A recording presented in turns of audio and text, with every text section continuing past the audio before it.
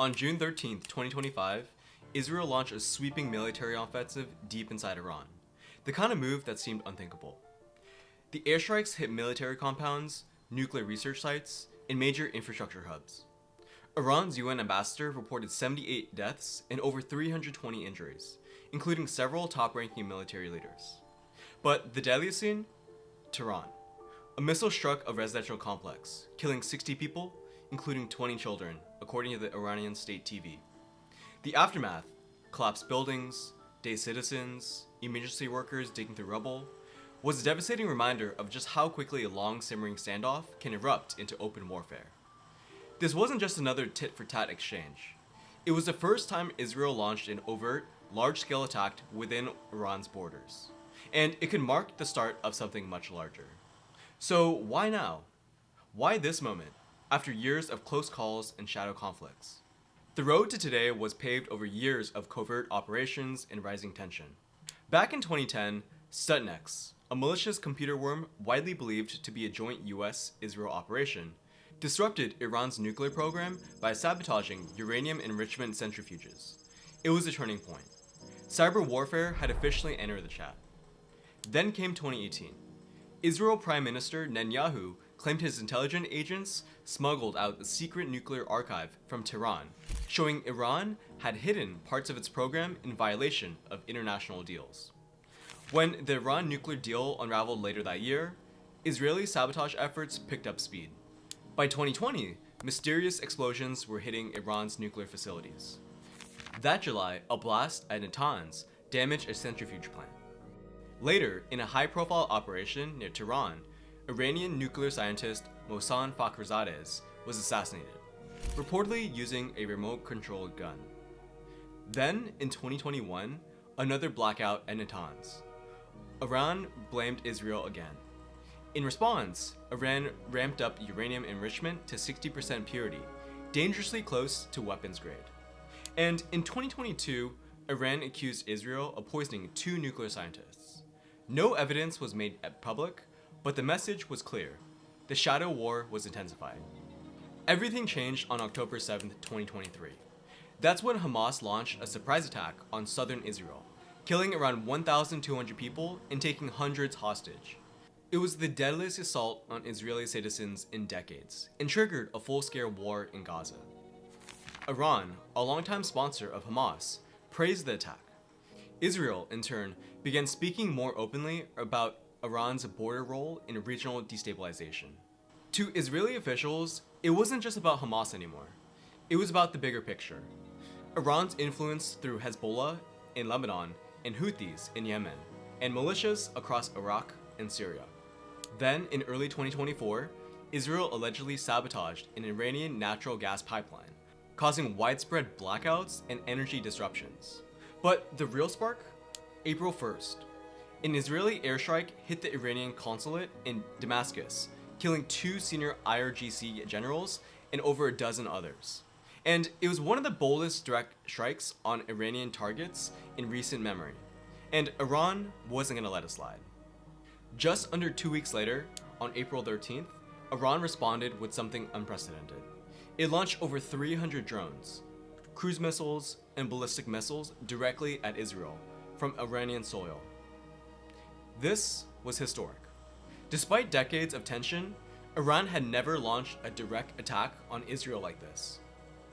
Thanks to Israel's air defense and support from the US, UK, France, and Jordan, the vast majority of projectiles were intercepted.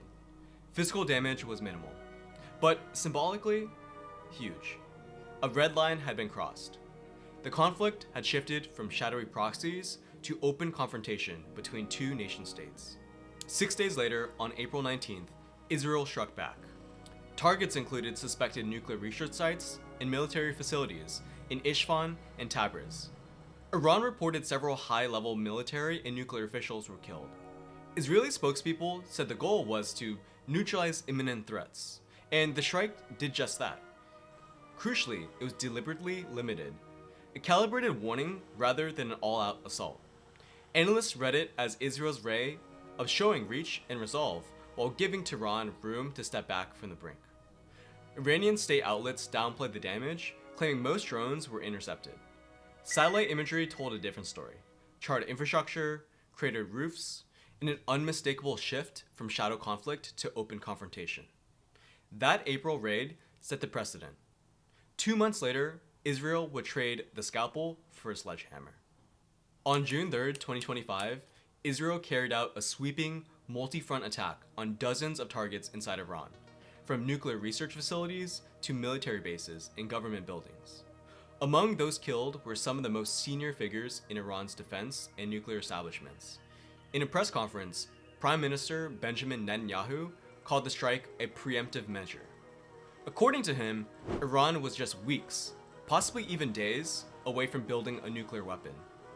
Iran insists its nuclear program is peaceful, but Israel's red line has always been simple: no nukes for Tehran, especially given that Israel, while never officially confirming it, is widely believed to have nuclear weapons of its own.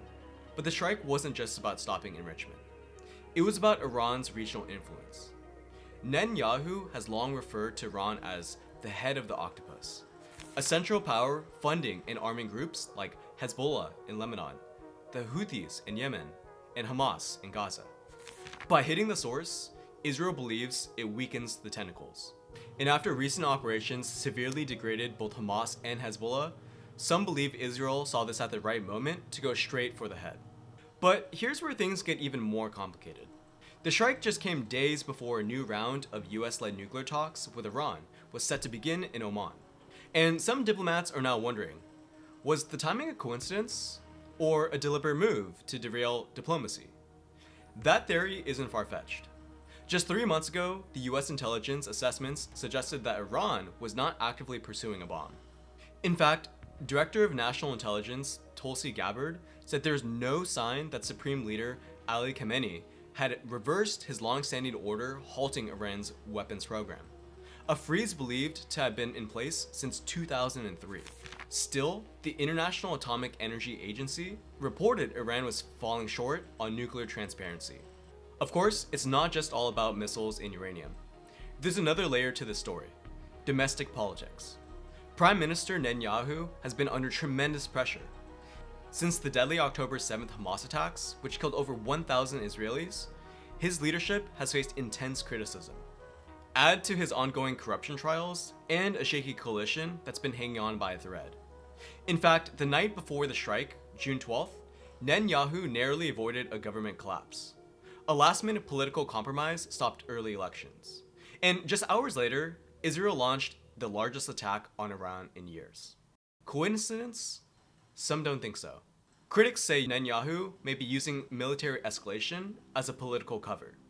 But despite political divisions, this operation has largely united Israel's leadership.